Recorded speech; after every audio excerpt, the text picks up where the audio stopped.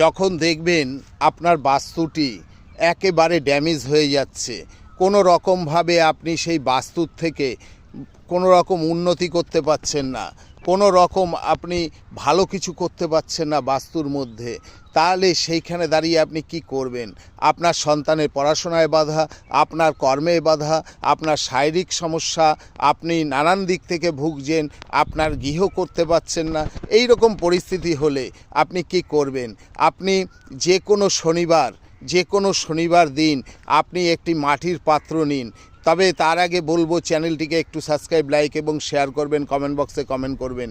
তাই আপনি একটি মাটির পাত্র নিন, সেই মাটির পাত্রে কটি ভুট্টা নিন এবং আপনি 2-3টে শুকনো লঙ্কা দিয়ে দিন, দিয়ে একটি ঝ্যাঁটার কাঠি দিয়ে ওই আগুনের ওপর বসিয়ে ওই ভুট্টাকে ভাজুন।